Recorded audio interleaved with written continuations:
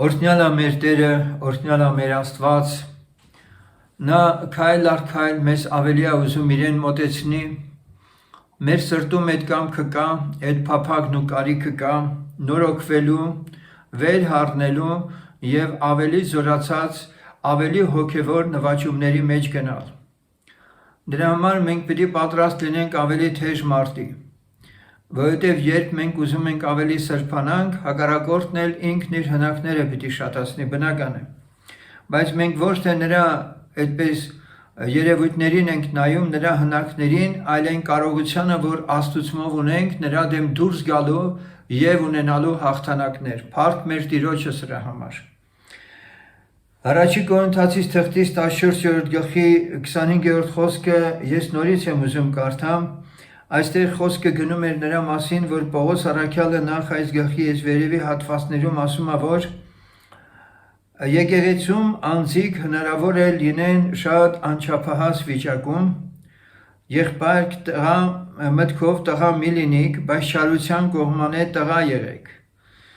Այստեղ խոսքը գնում է նրա մասին, որ մտքով, այսինքն մեր շնչով, մեր գիտակցությամբ մենք հասուն մարդիկ լինենք։ Ինչ է նշանակում մտքով տղա չլինել։ Հասուն լինել դա նշանակում է նաև, որ մենք մեր խորհուրդների, մեր մտածմունքների, մեր գործերի, մեր ընթացքի մեջ հաշիվ ենք տալիս մեզ։ Յուրաքանչյուր չափահաս անձնավորություն պատճառահետևանքային կապերը լավ է հասկանում իր եւ իր կարիքները եւ իր պլաններն ու ծրագրերն այնպես է մշակում, որպեսզի հետևողականորեն հասնի դրան։ Եվ այստեղ ասում է մտքով տղա մի լինիք, այսինքն դուք գիտակցության շնչի մեջ աճեք, շատ բարի է, շատ լավ է, բայց չարության կողման է տղա եղեք, այսինքն երեխան, որի նկատմամբ մեկը ինչ-որ մի հատ չարություն է անում, պահի տակ նեղվում է այդ երեխան, բայց քիչ հետո շատ արագ կարող է մոռանա ինքը։ Չարության կողման է տղա լինել, սա նշանակում է, որ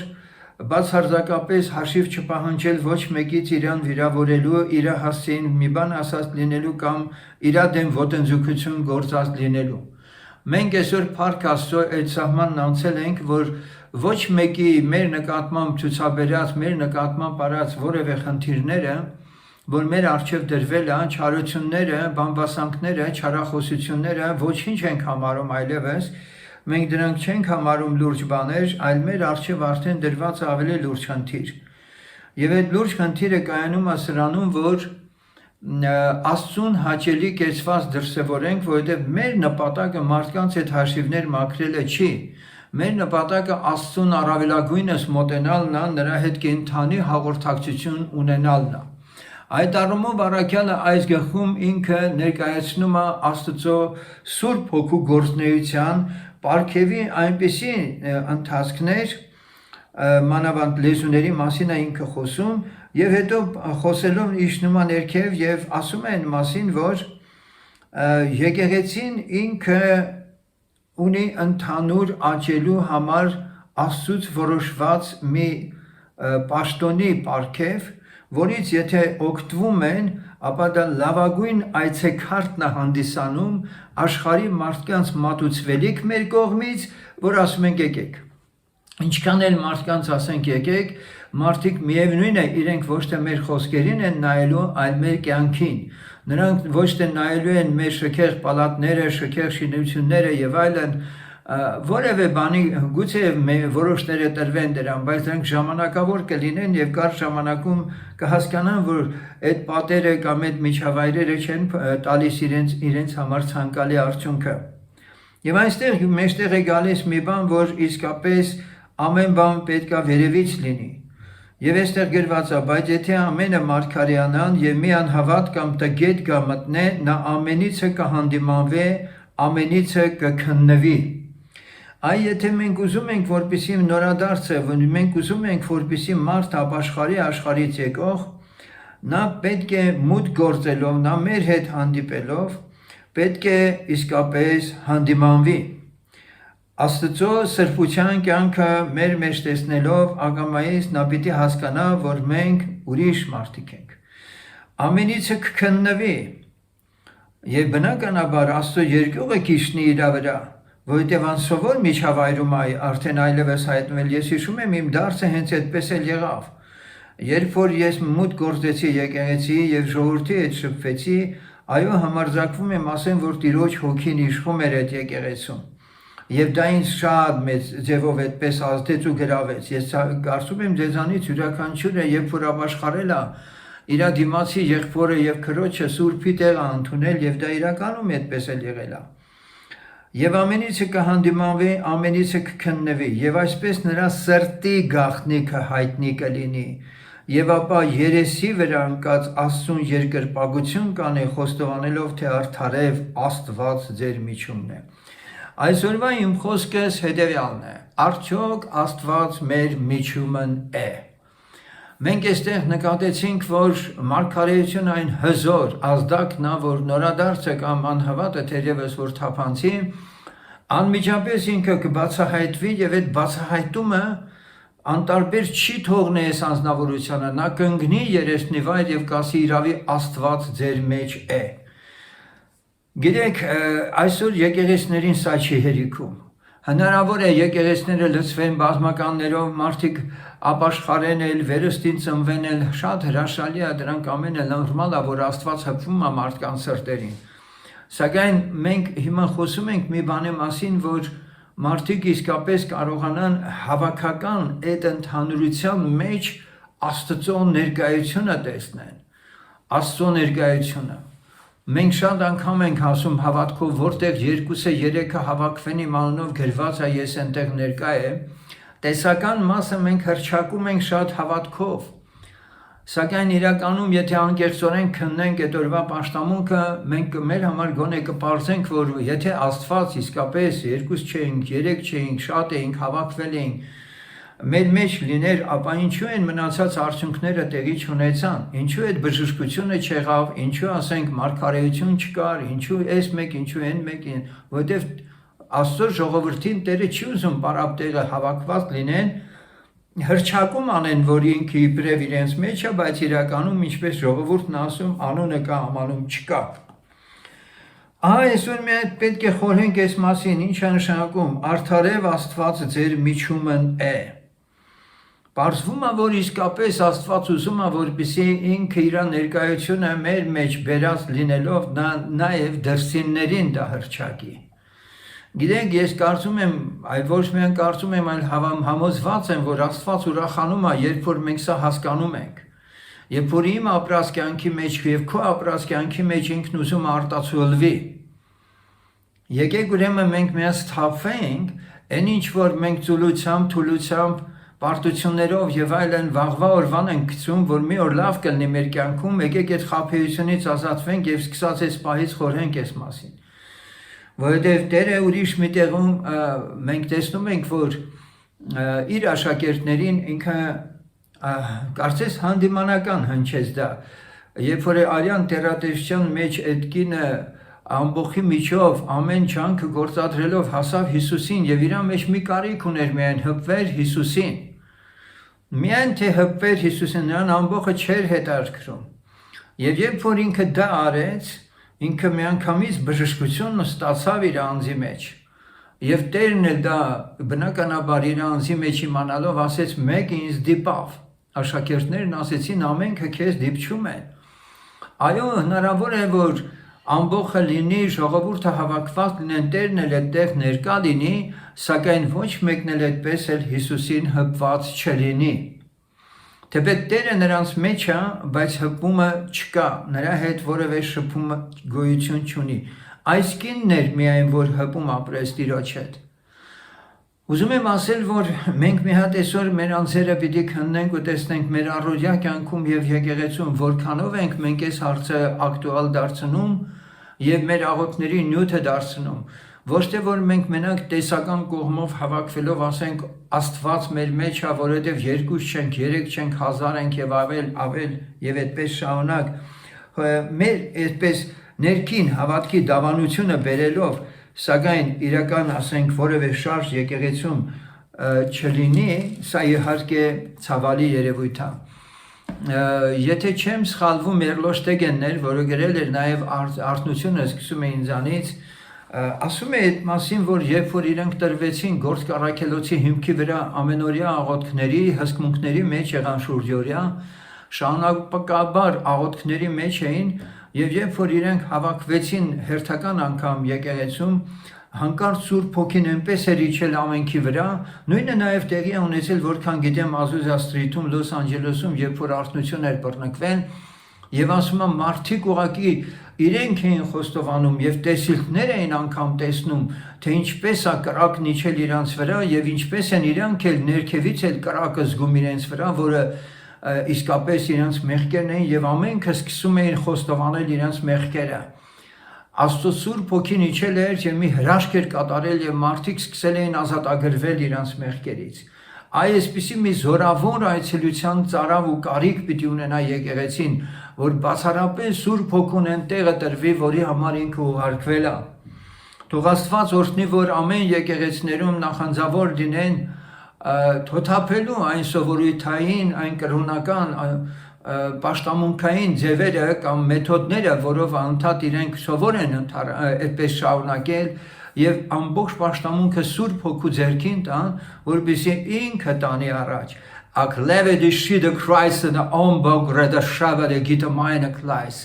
All the Christian the gleise the abene gibene Kreis, lava тебе pastor. Ever the Christian the gleise the ande krimane gleise the opene Kreider. All the Christian bakadev kiramande sachleke dort manche the apene Kleider. О мой голос, Санто, просто благодарение тебе, Папа. И знаю, с тобой проведу стадо, крейша да апен да кришен да глайс. Але кримон дохтур Гарабах да кидар да манакя. Син да бланки дор ту моноколор да менги да ши да глайса да амбак лев кронташ да глайса да апен да крайс. Аллилуйя, аллилуйя, аллилуйя. Մաքրիր եկեղեցիները Տեր Աստված, այցելություն արա, վերցրու քո ձեռքդ, ինչպես որ դու մտար Երուսաղեմի տաճարը եւ այնտեղ մաքրեցիր ու սրբեցիր եւ կարգի բերել ուզեցիր Տեր, այսօր քո տաճարը, քո սուրբ տաճարը, քո եկեղեցին այլ տեղ չպիտի լինի, քան Աստծո ոտքերը իջնելու, Աստծո ներկայությունը ունենալու տեղ։ Ուզում ենք Տեր Աստված զորավոր քո ներգործությունն ու այցելությունը։ Օրհնյալ է մեր Տերը։ Սիրելիներ, մեր Տերը ինքը վաղուց սա փափագում է, վաղուց ինքն ուզում է, որպեսզի գա եւ տիրություն անի եկեղեցիներում։ Թողեք որ Աստված ինքն այցելություն անե ժողովրդին, այս ազգին։ Այո Տեր Հիսուս խնդրում եմ, խանգարիչները մեջտեղից վերցրու, խափանողները մեջտեղից վերցրու Տեր, ազատագրիր այդ ժողովրդին իրենց, ազատագրիր նրանցից, ովքեր որ իսկապես ծուր ճանապարհներով են տանում, ուրիշ ավետարան են քարոզում, ովքեր իշխում են ամենքի վրա, ողորմություն արա քո ժողովրդին ազատագրի գերությունից, որպեսզի մեզանից յուրաքանչյուրը իրեն պատասխանատու տեսնի այս կարիքը, այս աղոթքը վերև բարձրացնելու համար։ Մենք ոչ թե այսօր աղոթում ենք իսրայելացիների նման, որ Իսրայելը ինչպես որ խնդրում էր, որ ստրկությունից ազատվին, մենք ասում ենք արի Տեր Աստված, մենք ասում ենք դու արի, դու իջիր քո զորությունով եւ ներգործիր մեր մեջ։ Առաջի Պետրոս 3:15 պիտի լսենք։ Այլ Տեր Աստծուն ձեր սրտի մեջ սուրբ պահեցեք եւ միշտ պատրաստ եղեք հեզությամբ եւ երկյուղացությամբ պատասխան տալու ամենքին, որ ձեր մեջ եղած հույսի համար պատճառ հարցնե։ Ձեր Տեր Աստծուն ձեր սրտի մեջ սուրբ պահեցեք։ Սիրելիներ, դա լուրջ բան է, դա կատակ բան չի, երկիր ստեղծող Աստված այսօր քո մեջ է։ Մի հատ նստիր ու անընդհատ այս հարցի շուրջ մի հատ մտածիր ու խորհիր։ Ինչքան են այդ Աստծուն փոքրացրել, քո գիտակցության մեջ ինչքան ես դու իրան փոքրացրել, քո շրջապատին նայելով, աստվածպաշտության այդ ցամաքած վիճակները նայելով, մոռացել ես մի կարևոր բան, որ Աստված քո մեջ է ապրում։ Երկիր ստեղծող ամենակարող Աստված։ Իր սուրբ հոգով այսօր քո մեջ է ապրում։ Որքանով ես դու սրա մասին տեղյակ, Բացի այն ամենից, որ դու մտքով ես ընկալել ընդամենը, նրա շոշափելու ու կենթանի զորավոր ներգործությունը ունես արդյոք։ Եվ առաքյալը ինքն ասում է, որ սա պիտի մարդիկ տեսնեն ու պիտի գան ու ասեն, «Էդ ինչ կա քո մեջ, որ մենք չունենք, էդ ինչ հույս ունես դու»։ Եվ այստեղ ասում է, «Այլ Տեր Աստծուն ձեր սրտի մեջ սուրբ պահեցեք եւ միշտ պատրաստ եղեք հեզությամբ եւ երկյուղացությամբ պատասխան տալու ամենքին, որ ձեր մեջ եղած հույսի համար պատճառ հարցրե։ Եվ բարի խշմտանք ունենաք, որ ինչ բանի համար որ չարախոսում են ձեզանից, ինչպես չարագործներից, ամոթով մնան նրանք, որ Քրիստոսում ձեր բարի վարքը բամբասում են»։ Սա է խնդիրս, որ Աստված ուզում է, որպեսզի ապացույցներ ունենա իր ժողովրդի մեջ։ Աշխարհն էլ է դա ուզում տեսնի։ Հիմա ինչ անենք, եթե Աստծո ուզածը սա է,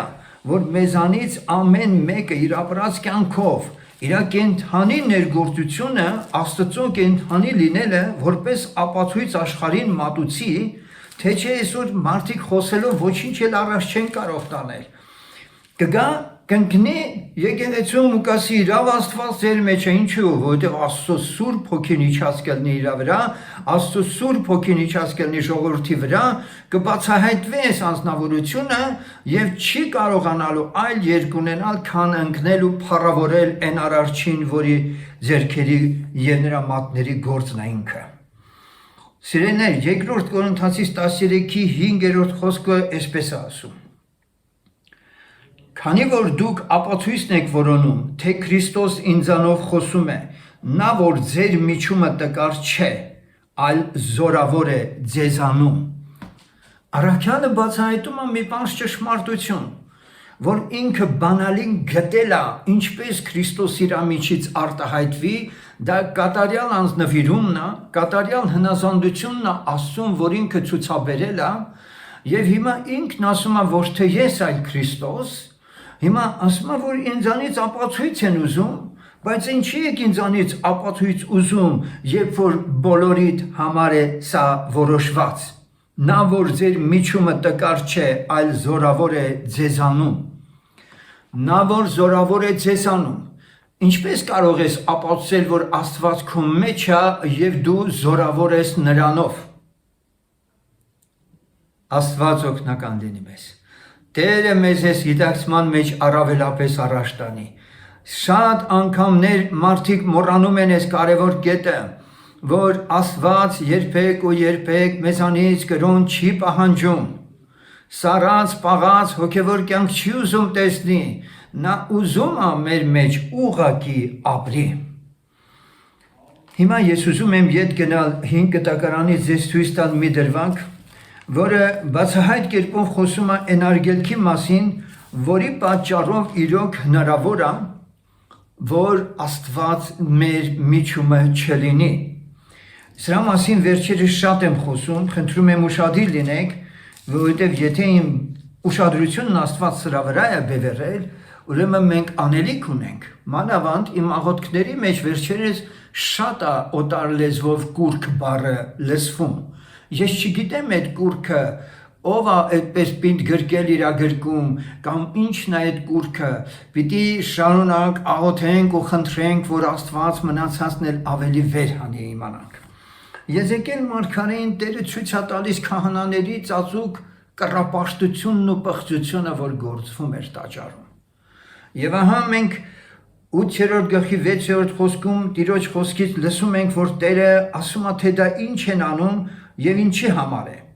Եվ նա ասեց ինձ. «Մարդի որդի, տեսնում ես դու, թե դրանք ինչ են անում, այդ մեծամեծ պղծությունները, որ Իսրայելի տունը անում է այստեղ, որ ես հեռանամ իմ սրբարանից, բայց էլի դարձիր, տես էլ ավելի մեծ պղծություններ»։ Այսպիսով հակառակորդի փորձված ամենամեծ տակտիկան է։ Եկեղեցիների մեջ կրակը մարելու համար անհրաժեշտ է, որպեսզի եկեղեցու առաջնորդները մեղքի մեջ լինեն։ Որովհետև Սուրբ Գիրքն ասում է, որ Տերը իր տաճարից, իր տանից է սկսելու դատաստանը եւ իր քահանաներից է սկսելու, ինչպես ասեց այս 8-րդ գլուխը, երբ որ կարդում ենք, Տիրոջ դատաստանը երբ որ գալիս է, միանգամից դա հենց հնչում է պարզ, որ իմ տանից է սկսեք եւ ձերերից սկսեք։ Մենք պիտի աղաղակենք Տիրոջ, մենք պիտի կանչենք Տիրոջ ու ասենք Տեր, մենք համաձայն ենք, որ քո ներգործությունը լինի, որպեսզի մենք քանի դեռ երկրի վրա շունչ ունենք մեր մեջ, կարողանանք շտկվել քո առջև շիտակ կանգնել։ Այո, մենք այստեղ տեսնում ենք մեղքի առկայությունը, որը պիտի թույլ չտա, որ Տերը շարունակի իր ներկայությունը։ Եվ այստեղ Աստծո խոսքն ասում է, որ դա արվում է մի նպատակով, որպեսզի ես հեռանամ իմ տանից, հեռանամ իմ տաճարիցը։ Օ սիրելիներ, չկա ավելի մեծ ողբերգություն, մարդկանց կյանքում չկա ավելի մեծ ողբերգություն, քան որ անձիկ իրենց մի բան են կարծում, սակայն չեն։ Ինչ էին մտածում այդ քահանաները, լավ պատմությունները շատ լավ գիտեին, որ Աստված մաշող կրակա։ Իրենք միթե չէին կարդացել Ելից գիրքը, իրենք շատ լավ գիտեին Ղևտացից գիրքը, Օրինաց գիրքը։ Այդ ինչ առուտի սիրտ էին կերել, որ վախները կորցրել էին, որ առավոտը Եհովային էին պաշտում, իսկ գիշերը պղծություն էին գործում իրենց ծածուկ անկյուններում։ Այդ միթե մոռացել էին, որ այդ Աստված իսկապես միակ կենդանի Աստվածը, այո եւ այո։ Ինչու՞, որովհետեւ մեղքի խաբեությունը մարդկանց այնպես է կուրացնում, որ այլևս նրանց չի հետաքրքրում Աստծո խոսքը։ Ես հավատացած եմ, որ նրանք վաղուց արդեն այդ պատմությունները հեքիաթներ էին համարում իրենց համար,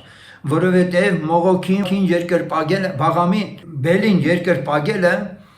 այդ բոլոր երկրպագություններում չարն իր ներգործությունը բերում էր, շոշափելի տեսնում էին, սակայն որպեսզի Տերը ներկա լինի որևէ մեկի կյանքում, նա ոչ թե ինչ որ տոկոսային սրբության մակարդակ է տեսնում, որպեսզի այցելի, նա ուզում է մեզ կատարյալ ու սուրբ տեսնի եւ այդ ժամանակ նոր իր միջամտությունն անի։ Համեմատության համար ասեմ ձեզ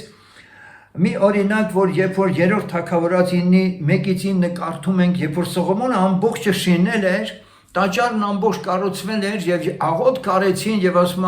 մառախուղի պես ամպի իջել էր եւ ասում Տերը մառախուղումն է բնակվում եւ այլն, քահանաները չէին կարող իրենց ծառայությունն անեն, Տերը այսպիսի խոսքերը ասեց Սողոմոնին։ Ուզում եմ անպայման դա ընթերցեմ, որպեսզի մենք իմանանք, այո, Աստված կարող է ընդառաջ գնալ քո նախանձավորությանը, որ իրան պաշտում ես, սակայն Տերը ամենագետ լինելով, այնուամենայնիվ զգուշացնում է, որ թեպետ քո նախանձավորությունը ինձ հաճելի էր, բայց տես, ես ուխտ եւ հավատարմություն պահող Աստված եմ, ինձ հետ զգուշ եղիր, հանկարծ չանարգես այդ ուխտը, որ կապում ես հետը, որովհետեւ ես երբեք քեզ չեմ հանդուրժի եւ իմ դատաստանը չի ուշանա քո վրա։ Երրորդ թագավորաց 9-րդ գլխի 1-9 երբ որ Սողոմոնը շինեց վերջացրեց Տիրոջ տունը եւ թագավորի տունը եւ Սողոմոնի ուզածը որ փափագեց անելու, այն ժամանակ Տերը երկրորդ անգամ երևցավ Սողոմոնին, ինչպես որ նրան երևացել էր Գաբավոնումը։ Եվ Տերն ասեց նրան. լսեցի քո իմ առաջին արած աղոթքն ու աղաչանքը, սրբեցի այս տունը, որ դու շինեցիր իմ անունը հավիտյան այնտեղ դնելու համար, եւ իմ աչքերն ու իմ սիրտ այնտեղ պիտի լինեն ամեն ժամանակ։ Եվ արդ եթե իմ առաջին գնաս, ինչպես որ գնաց քո հայր Դավիթը, կատարյալ սրտով եւ ուղղությունով, որ բոլոր իմ քեզ հրամայածները կատարես եւ իմ պատվիրանքներն ու իրավունքները պահես, այն ժամանակ կհաստատեմ քո թագավորության աթոռը Իսրայելի վրա հավիտյան, ինչպես որ ասել եմ քո հայր Դավիթին, թե քեզ համար մարդ պակաս չի լինի Իսրայելի աթոռի վրա։ Եթե դուք կամ ձեր որդիքը ինձ հետևելուց ետ դառնաք եւ չպահեք իմ հրամաններն ու պատվիրանքները, որ ես դրել եմ ձեր առաջը, եւ գնաք ծառայեք ուրիշ աստվածների եւ նրանց երկրպագություն անեք, այն ժամանակ ես բնաջինչ կանեմ Իսրայելին այն երկրի երեսիցը, որ ես տվել եմ նրանց, եւ այս տունը, որ սրբեցի իմ անունի համար, իմ երեսիցը կգցեմ, եւ Իսրայելի բոլոր ազգերի մեջ առակ եւ կատակ կլինի։ Հիմա սիրելիներ, Մատթեոս 24-ի 1-2-ը երբ որ կարդում ենք, տաճարի վերաբերյալ աշակերտները ինչ կարծիք ունեին, հապատեստ վարդապետ ինչ գեղեցիկ շինություն է, քարը քարի վրա չի մնալու։ Այո, Տերը թերևս 2 անգամ մտավ տաճարը սրբեց, սակայն անբուժելի էր հրեան։ Նրա ամբողջ ապականվածության խորությունն այնքան մեծ էր, որ տաճարը պիտի քանդվեր անպայման եւ Տիրոջ խոսքը պիտի կատարվի։ Չնայած Սողոմոնի տաճարը դեռևս գերության գնալուց առաջ էլ արդեն մի բան չէր, որի պատճառով էլ այդ տաճարի ժողովուրդը գերության քշվեցին իրենց ժողովրդի հետ միասին քանանայական դասը եւ ահա հերթական տաճարը որ շինվել էր դարձյալ Աստված կործանեց, քարը քարի վրա չմնաց եւ այսօր դրա հետքն անգամ գոյություն չունի։ Սիրելիներ, մեծագույն մոլորություններից մեկը սա է, երբ մարդը հարբարվում է իր հոգևոր միջավայրին եւ երբեք ջանք չի դրսևորում իր ներքին նախանձավորությամբ Աստծուն ավելի ճանաչելու ու մոտենալու։ Քո երեկվա ռեսուրսներդ վաղվա համար պիտանի չեն։ Այսօր դու պիտի ավելի զորանաս։ Վաղը այսօրվանից ավելի զորավոր պիտի լինես։ Իսկ եթե կանգնած ես տեղում, հաստատ իմացիր, որ հակառակորդը արդեն իսկ հաջողություն է գտել քո կյանքում։ Հիշենք Սամսոնին։ Սամսոնը մեկն էր, որ իր մանկությունից ուխտի մեջ էր Տիրոջ հետ եւ Տերը նրա միջոցով մեծ հաղթություններ էր արել։ Բայց երբ որ Սամսոնը ուխտազանց եղավ, մենք Աստծո խոսքի մեջ կարդում ենք, որ երբ որ հերթական անգամ իր գլուխը դրել էր Դալիլայի ծնկներին եւ քնել էր, եւ հանկարծ եկան փղշտացիները եւ Դալիլան արթնացրեց Սամսոնին եւ Սամսոնը վեր կացավ, ասեց առաջվան նման սրանց ինչ անեմ ձորձի պես, պարանի պես, գդրդեմ, փշրեմ եւ այլն, բայց ասма չգիտեր, որ Տերը թողել եւ հեռացել էր իրենից։ Սիրելիներ, հավատացած եղեք, որ հիմա ես ուզում եմ դադարել առհասարակ խոսել։ Իմ ներսը կա լիքը փափակ մենակ աղոթքի։ Ինչու՞։ Որովհետև այո, Աստծո երկյուղը մարդկանց միջից հեռացել է։ Այն վերստին ծնված լինելուդ օրը, այն երկնքի քո սրտի մեջ փոխադրված, այն խաղաղությունը, սրբությունը, ուրախությունը, կատարելությունը, որ դու վայելում ես, Տերը ասում է, հիշիր, որտեղից ընկար։ Սամսոնի գերության մեջ մենք կարդում ենք Աստծո խոսքը ասում է, որ աշճանաբար իր ուխտի նշան որպես իր մազերը սկսեց երկարել։ Երբ դու թշվառության ու դառնության մեջ կլինես, երբ դու ճշմարտապես կկոտրվես ու կխոնարհվես Աստծո առաջ, քո մեջ կձևակերպվի այն նոր մարդը եւ գնալով հասակ կառնի։ Եվ կգա պահը, երբ որ այլևս արդեն դու ոչ թե սովորույթի համաձայն հակառակորդի դեմ դուրս կգաս, այլ անձը դնելու, ինչը Սամսոնը մինչ այդ չէր արել։ Ուզում եմ սա ճիշտ հասկանաք։ Երբ որ Տերը Սամսոնին իր հետ ուխտի մեջ վերցրեց, Սամսոնի առջև անznորացության խնդիրը դեռևս չէր դրվել։ Մի հատ մեծ վրիպում ուներ Սամսոնը, որը ինքը Աստծո հետ ուխտի մեջ մտած լինելը եւ այդ զորությունը, որ ինքն ուներ, ինքը երբեք իր մտքով չէր անցել, որ բան ունի, պարտավորություն ունի Աստծո առաջ էլ կատարելու։ Ոչ թե մեխանիկորեն միայն նա, որ ինքը չասեր թե իր զորությունը, որ ինչումն է կայանում։ Ոչ թե մենակ դա, որ պիտի չասեր ոչ մեկի, այլ հասկացվում է, որ Սամսոնը լիարժեք իր անձը ամբողջովին Աստծուն չէր հանձնել։ Այս բացը լրացավ, երբ որ ինքը հակառակորդի ճամբարում էր հայտնվել որպես գերի եւ այդ աղացում ինքը ընդամենը աղում էր, այդ մեծ քարն էր պտտում եւ ամեն անգամ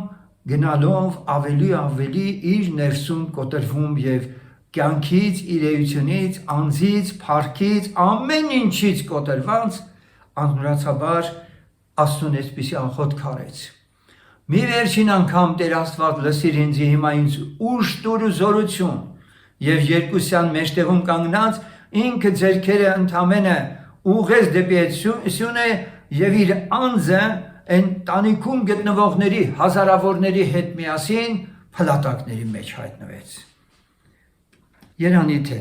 Երանիթ է սիրելիներ, մենք ոչ թե հասնենք դառնության, թշվառության մի այսպիսի վիճակի նոր համոզվենք, որ մեր անձերի մեջ մենք ոչինչ ենք, որ մենք մեզանով ոչինչ չենք կարող անել։ Երանի թե մենք շուտ հասկանանք անձնուրացությունն ինչ բան է եւ Քրիստոսի խաչն առնել, նրա հետևից գնալ, աշակերտ լինելը ինչ է նշանակում։ Այո, սա գին է պահանջում եւ այդ գինը պահանջում է հետեւյալը, որ ես պատրաստ եմ իմ կյանքն ամբողջովին Հռոմեացիս 12-ի 1-2 խոսքի համաձայն Աստծո զոհասեղանի վրա տեսնել։ Այդ դեպքում քո հոգևոր կյանքդ երաշխավորված է։ Որովհետև եթե չկա այդ անձը, որը մոխրացել է արդեն այդ զոհասեղանի վրա, ինչպես հպարտանա, ինչպես գոռոզանա, ինչպես մի բան կարծի իրեն։ Ընդամենը պիտի ասի, անպիտան ծառան եմ Աստծո, ինչ հրաման եղել է ինձի, դա եմ կատարել ես։ Ուզում եմ հիմա իմ խոսքը սրանով իսկապես ավարտել սիրելիներ, եւ պարզապես իմ սրտում կա մենք աղոթքին տեղ տանք, որովհետև այսօր մենք կարիք ունենք Աստծո Սուրբ Հոգու ամբողջական ներկայությունը ունենալու, որպեսզի նա կատարելապես իր տեղում գտնվելով մեզ ամեն մեկիս առաջնորդի մեր այս կյանքում։ Շատ ենք խոսում այս մասին, բայց ժամանակն է դյուրավ պաշարող մեղքը թոթափել եւ առաջի գից գալ եւ դասալիկ չլինել։ Այս խոսեցի նաեւ այս մասին անցած անգամ, վահանակիր սուսերակիր զինվորի պես պարտաճանաչ, դու քո տեղում կանգնած եղիր եւ աչք մի թարթիր, աշխարհի բաներով մի զբաղվիր, ականջդ տուր միայն հրամանատարին։ Եվ թող Տիրոջ անունը փառավորվի, ամեն։